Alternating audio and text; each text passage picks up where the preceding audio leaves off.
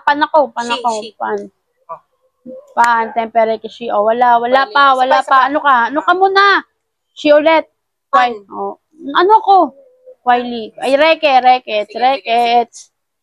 O, Reke, talo ka, bading ka. Bading. Oy, sino bading?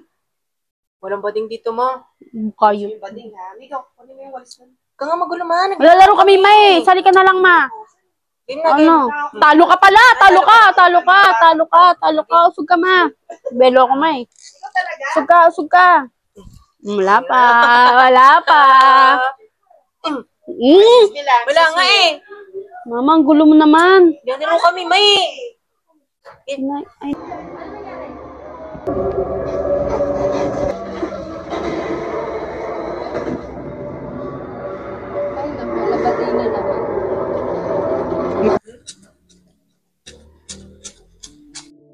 Guys, ano ba tong sabon na to? Walang kabula-bula.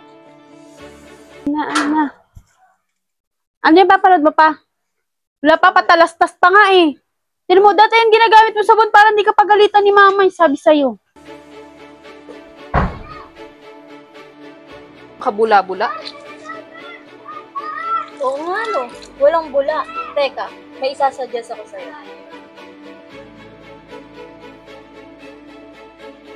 Ito oh, power laba. Mabango na, mabula pa. Di ako maglalaba. Tingnan mo sa patalastas, oh. Yung babae naglalaba, hindi lalaki. Di siya na lang maglaba, ang ganda ng kuko niya eh. Ikaw babae. Babae ba ako? Angas yun eh, no? Malupit. Akak, alarm. Power laba detergent powder. Sige nga, matry ko nga. Mabula, mabango, at banayad sa mga kamay. Sa halagang 7 pesos, meron ka ng isang sabon para tuloy-tuloy ang pagiging isang power tatay. Power laba detergent powder. Alam na, maglalaba nata ako. Ikaw na lang, Che, maglaba. Ayoko, ikaw. Gimano na lang tayo. Tinatulog ako.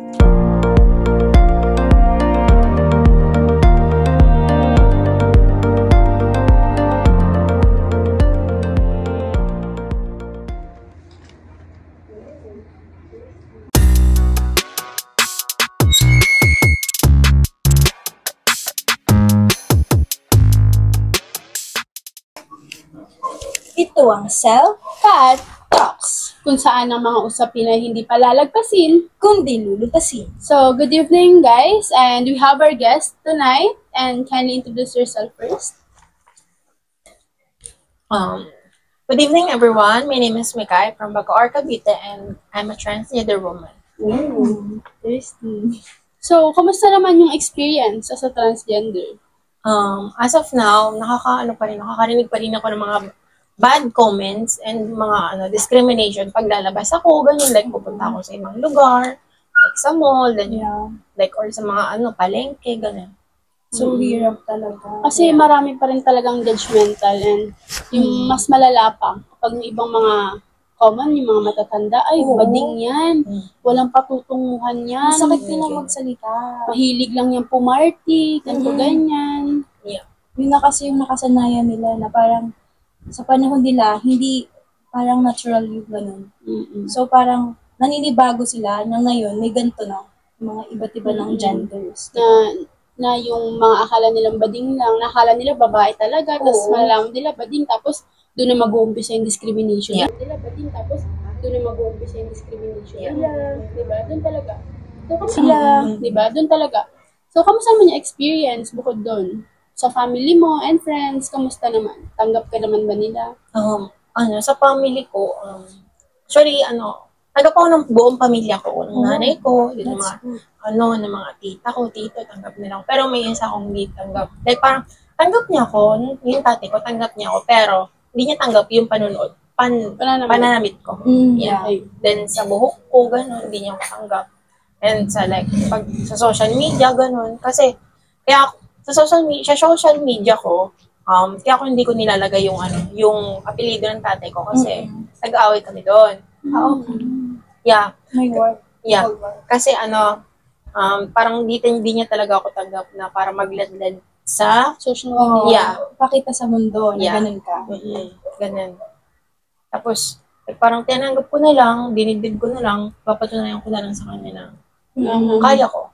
Tsaka na parang kahit ganito ako, alam at alam ko sa sarili ko na may mararating. Yeah. Yeah, that's the sad reality, guys. Kapag kasi ang parents natin may gusto sa atin, maybe kailangan mong sundin yun kasi nga, parents sila. Pero that's wrong, di ba? We Kasi, have different, naman, di ba, opinion. And syempre, sa panahon ngayon, madami ng changes. May mga iba't iba ng genders like her, di ba? She's a transgender. And di naman natin mababago or mapapalitan kung ano man yung emosyon na meron siya regarding sa gender niya. Di ba? at saka kung ano yung gusto niya sa lahat. Tsaka, ngayon kasi, yung mga tao, parang sobrang babad nila sa social media and mostly sa mga parents. Kapag halimbawa, ako, anak ko lalaki, tapos yung standard ko, parang na ano na siya sa social media na, ay, lalaki yung anak ko, gusto ko paglaki nito, ganito siya, ganyan siya. Tapos, ang mangyayari, yung anak ko pala, ganito. So, kapag ganito yung anak ko, dun ako mag-disappoint sa kanya, na bakit ganyan ka, hindi ganyan yung gusto ko sa'yo, hindi ganyan yung gusto kong maging ikaw. Diniktahan nila. Which is bad. Kasi hindi na-express nung bata o nung tao kung ano talaga siya, kung ano yung gusto niya, hindi niya magawa yun. Like what Mikay said, na tanggap naman siya, but syempre, meron pa rin mga imperfections, mga flaws pa din, kasi gano'n naman talaga, may masasabi at masasabi sila sa'yo, diba? So, ayun, as a transgender, mahirap ba? Like, nahihirapan ka bang ipakita sa mundo kung sino ka? Oo. Nung una, oo. Kasi like parang, di ko maisip kung anong gagawin ko, ang daming side comment, iba, like parang, Nalilito ka? yeah, nalilito ako talaga nung una. Kasi like parang, dami talagang humahadlang. Pero ngayon, tanggap ko naman na yung sarili ko. Yeah. Like parang, inaano ko na sa mga tao, then pinatunayan ko na sa tatay ko, na kaya ko, gano'n. Yeah. Tatayo ko yung sarili ko, gano'n. Parang di ako manghihina kahit anong struggle. Oo. Yeah.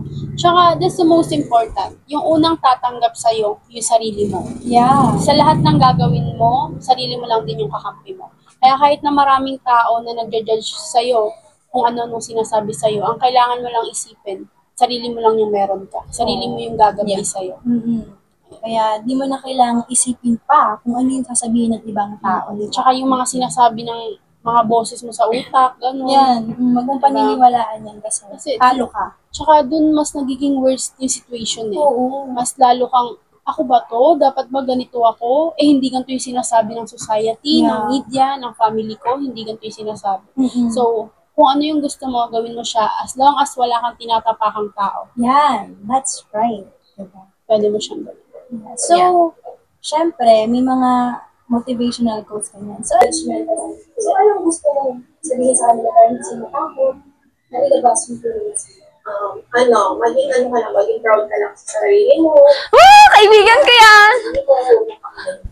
Tama. Tapos magwala ka sa sarili mo. Dapat walang paki sa iba. Yung mga gusto mo, ganito yung mga pangarap mo. Pero ano yung mga pwede mong ma-advise sa mga taong naghahangad din or natatakot?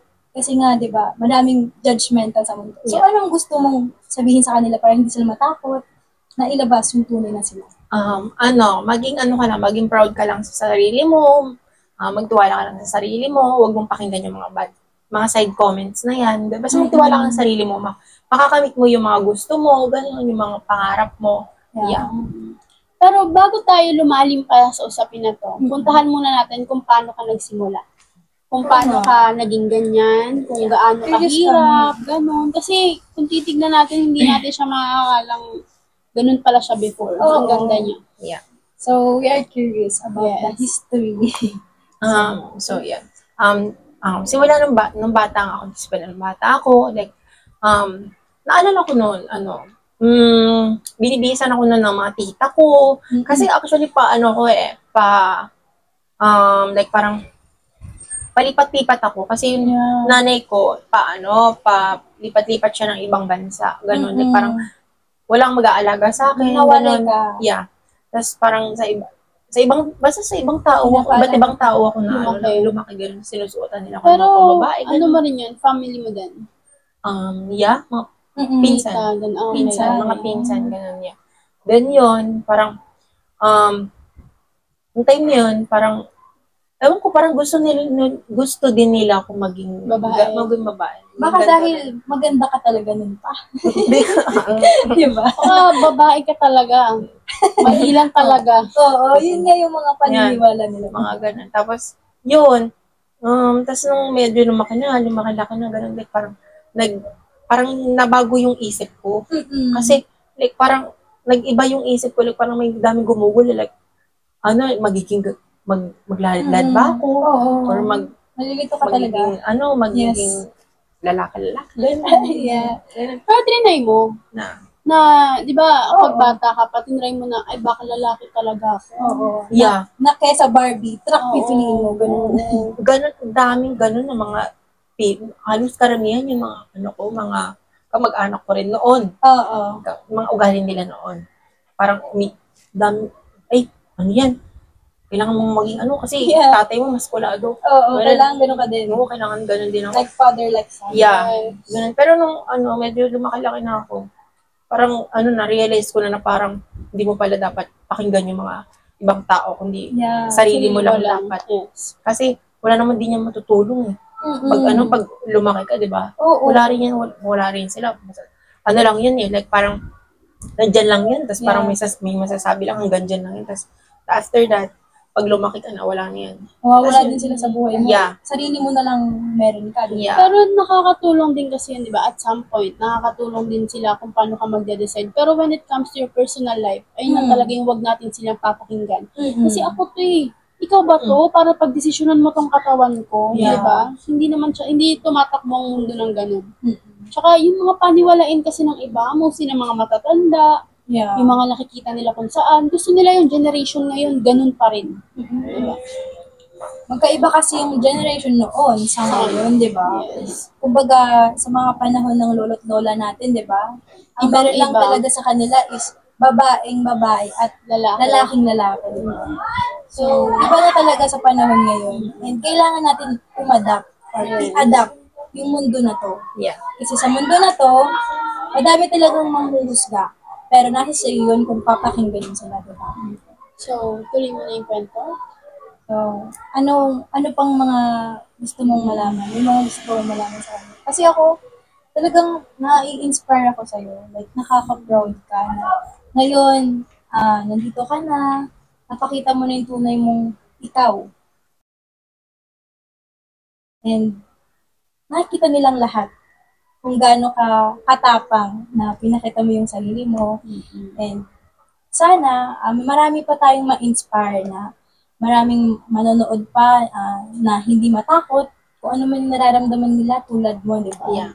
Kasi, di ba, talaga namang nakaka-proud kung iisipin natin. Kasi ang dami mong pagdadaanan di ba? Oo. Kung lalaki ka, So, tapos yung It's not family easy. mo, Yeah. tapos kung ano ka na ngayon, Yeah. kung paano mo i-sustain yung sarili mo, Yes. kung paano mo hinubog yung sarili mo, tapos huhusgahan ka lang ng ibang tao.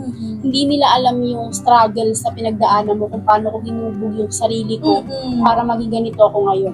Di ba? So, wag ka magpapatalo sa mga sinasabi nila, di ba? As long as hindi ka humihingi sa kanila at hindi mo sila natatapakan, Yeah. go ka lang sa sarili mo. Yeah. So, bago pa matapos yung topic natin about sa gender and syempre kay Mikay, meron pa tayong babasahing mga comment sa podcast live natin and pwede natin siyang basahin para makahingi din sila ng solusyon na pwedeng galing kay Mikay mismo and sa atin, di ba?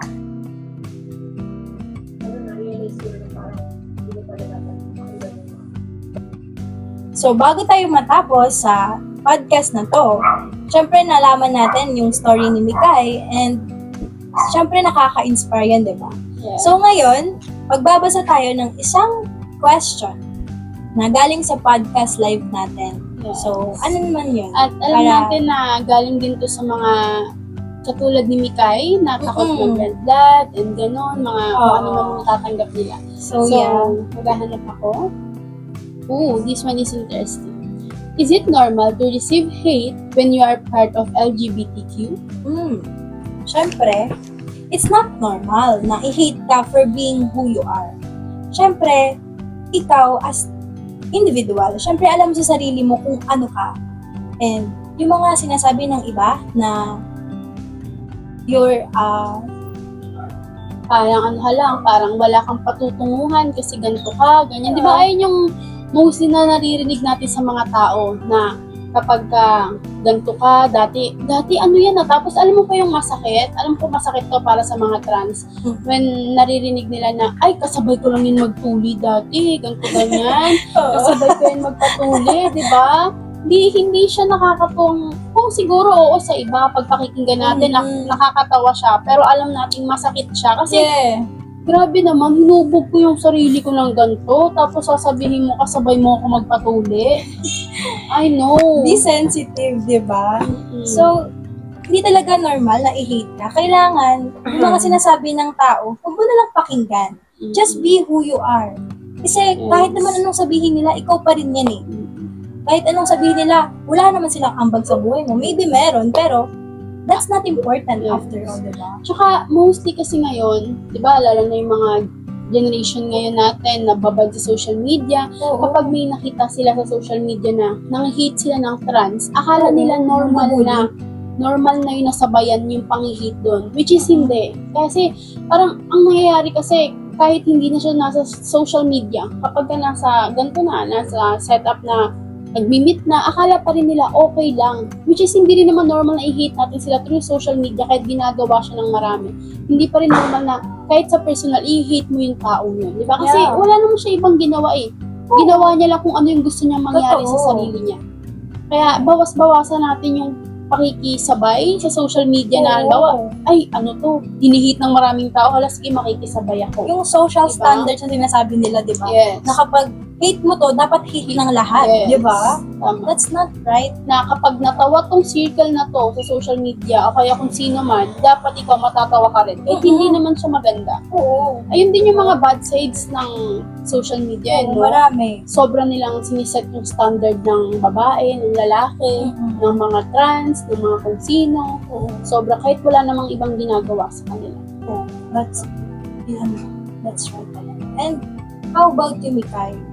Ano yung opinion mo sa isa sa comment ng ano natin sa podcast? Kung normal daw ba na i-hate yung mga katulad mo, ng part ng LGBTQ, Ano masasabi? For me na, nasa kanila naman yun eh. Kung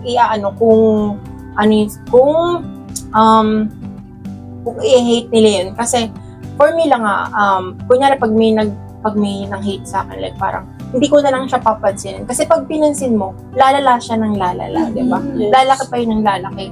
Like parang, baka nga kung saan pa kayo mapuntan yan eh. Talo-talo na yan. Baka diba? magsabuntan tayo. Di ba? Baka malala pa nun kapag may death threat na. Oo. Diba?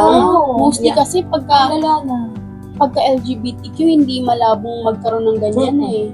Tsaka yung mga away na malalaki, hindi talaga. Ayun lang talaga din yung dapat na gawin natin is yung huwag natin pakinggan yung hates nila towards sa atin. Kahit hindi lang sa LGBTQ, sa women, sa men's, na kapag kesyo, babae ka, dapat ganito ka lang. Kapag men ka, dapat ganito ka. Huwag natin sila papakinggan. Ilabas lang natin kung paano tayo, kung sino talaga tayo at kung ano yung gusto natin. Tama. And I think that's all for today. Yes. It was an interesting topic talaga. And sobrang ganda ng discussion natin. Alam ko may mga sensitive na makapanood ng live natin, but be open-minded. Kasi kapag naintindihan nyo naman yung point, talagang maa-apply nyo siya in real life, di ba? Especially sa tao talaga na naka-experience na, which is si Mikay. Yeah. So yeah, before mag-end tong podcast live, gusto ko lang mag-thank you to everyone na nanonood. And syempre, to Mikay and guest, Miss Kat. And thank you also to you, Miss Sala. Ito ang Kat Talks, kung saan ang mga usapin ay hindi palalagpasin, kundi lulutasin. Thank you so much, everyone. Thank you. Thank you, Mikay. Thank you po.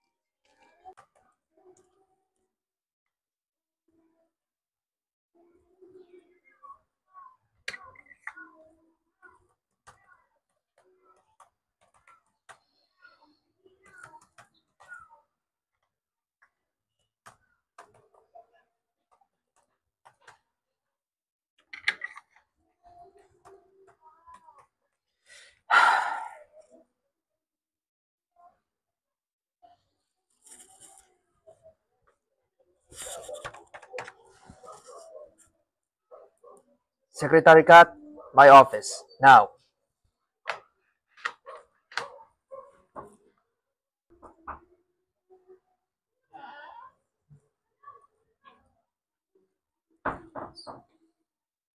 Good morning, sir. Yes po. I have a task for you. Print this, this, then this, and fix my schedule for tomorrow's meeting. Oh, and make me some coffee. Noted, sir.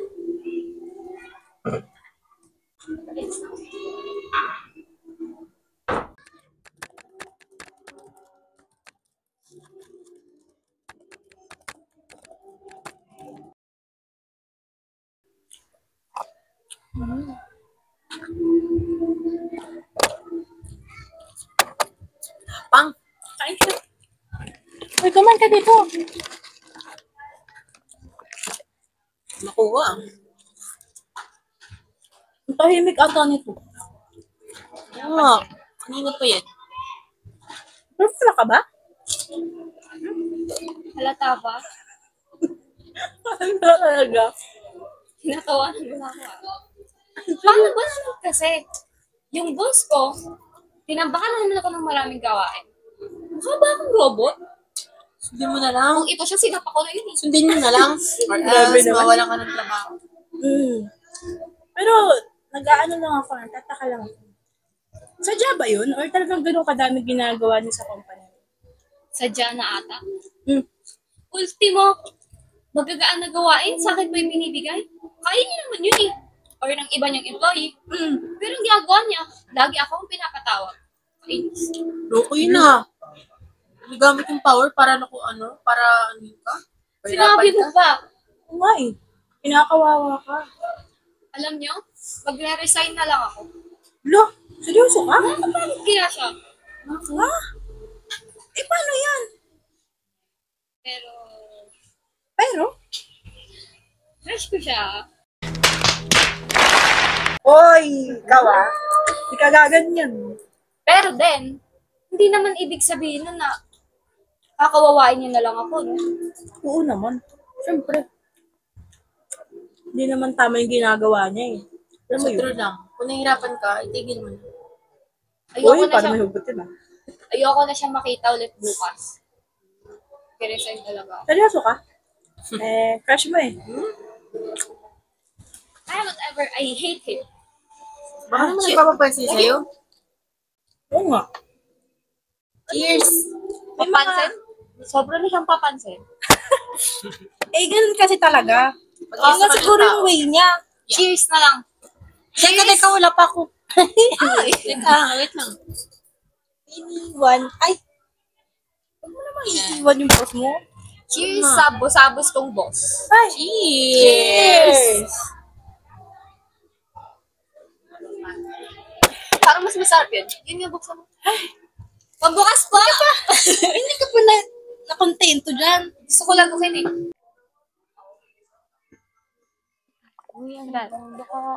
Baka masarap ka din tayo. Sarap?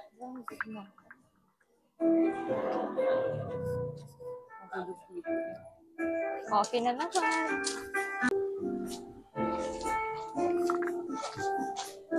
Okay. Good spot.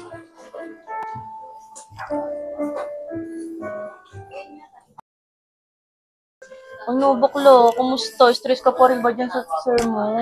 Siyempre naman. Ano, dapat kapag marami pinapagawa, binibigay niya yung bonus, siya ka 13 months. Parang paldo tayo, yung dami lapangs-tapangs tayo. Ay, hinayaan ko na lang. Yun naman yung trabaho na kinuha ko. Wala akong magagawa. Pero hindi ko rin. Dapat fair lang sa mga empleyado.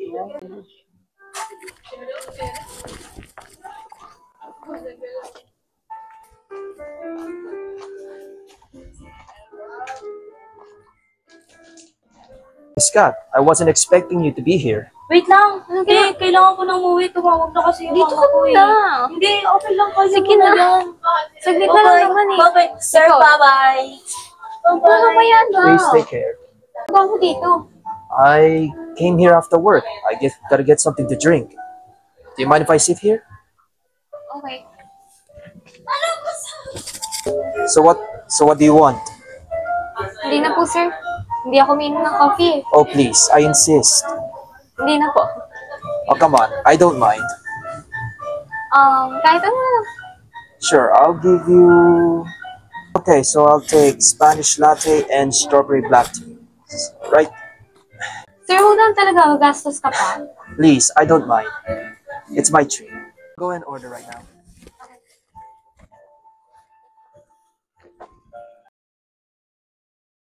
All right, let's wait for the order. How are you? Okay naman po. Maraming trabaho, pero go lang. Kaya pa naman. I was being too harsh to you during work. In my heart, I would like to say I apologize. The reason why I do that is I just wanted your attention. What do you mean, sir? Attention. The truth is, I like you, Scott. Wala akong masabi, sir. Pakpay.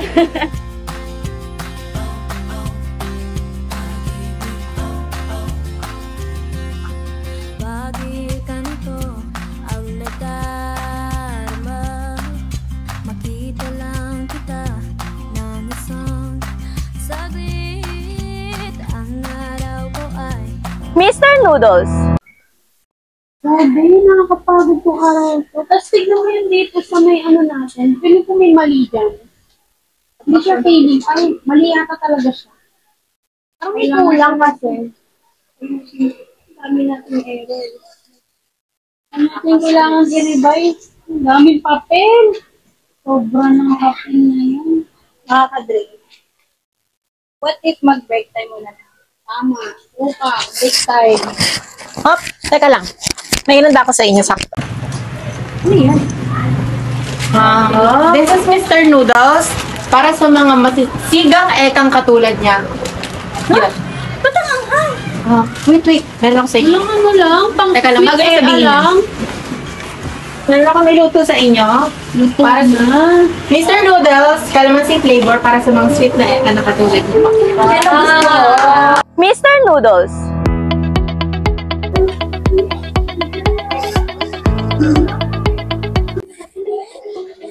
Ba yan? Ang ganda na sana eh. Nag-commercial pa. Bitin. Kain na na! Uy! Gusto ko yan eh. O yun sa'yo, lutuin mo muna kasi siga ka na yan. Kumusta ang biyahe? Napagal ka daw. Marina, pinaluto. Pangsiga talaga to. Girl talaga to. Told you. Sabi sa inyo, masarap yan eh. Yun, may ambag na ako. Laing na may siling. Mr. Noodles, ang paboritong merienda ng barkada. May ambag ka pa. Mr. Noodles.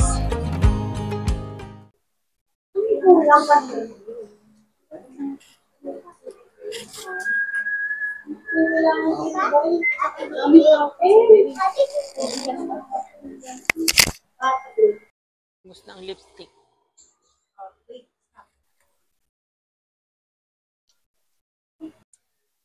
Mr. Noodles.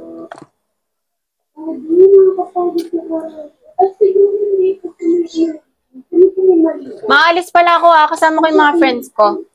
Bakit? Anong oras ka naman uuwi? Basta ma. O sige, mag-ingat ka ha. Babae ka pa naman. Yun talaga, mga babae, nagpapagabi. Ma, love you. Ngayon ako sa iyo. Bye, ingat ka ha. Teka lang,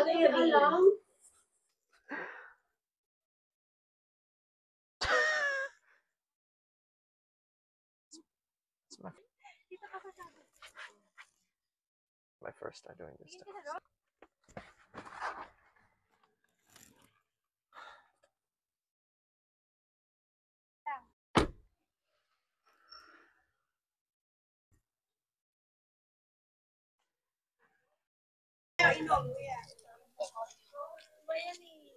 Ano? What's up mga besties? Miss ko kayo! Bakit ngayon ka lang? Ito na yung kaibigan nating artista. Hi now. Ay, ito pa. Thank you. Sim, pa-autograph nga. Alam mo, nakaka-inspire ka. Para kasi Pia Words ba? Oo nga, nakaka-proud ka. Para makasira naman to. Kulang to. Kamusta naman buhay-buhay nyo, guys? Tingnan mo. Okay lang. Basta ako, basta maganda ka. Ang sakit ng bako. Try nga ako niyan. Sige. Panghang to. Well, kumain ka. Baka mga yayot ka. Thank you. Sarap. Nandito kami sa Excuse me, have you seen this person? Hindi po eh. Pero may mga nakita po ang tao doon. Siguro check nyo na lang po. I see. Thank you.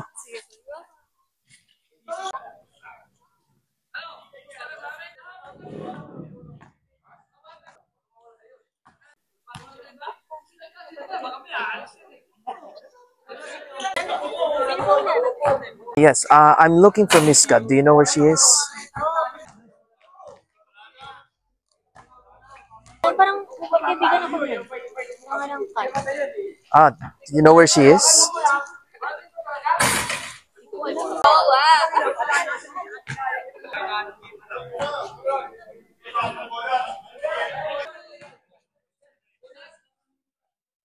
Ginagawa mo dito. I came here to see you. Here, this is for you. Para sa For working hard. I like you, Pat.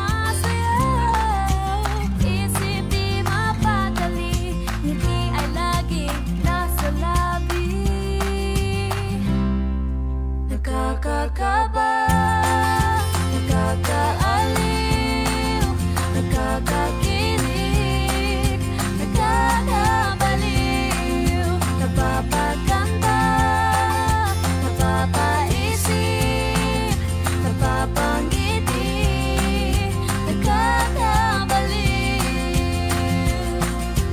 Oh, oh, pag-ibig, oh, oh, pag-ibig, oh, oh, pag-ibig, oh, oh, oh, ano.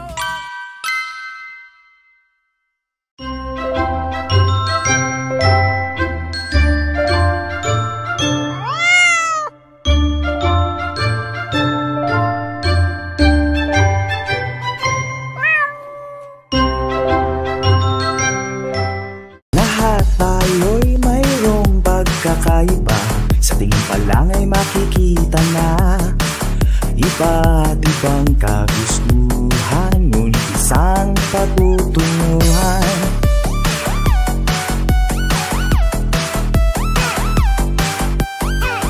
Gabay at pagmamahal ang hanap mo, magbibigay ng halaga sa'yo.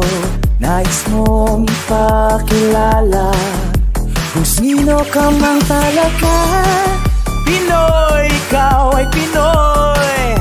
Ipakita sa mundo kung ano ang kaya mo.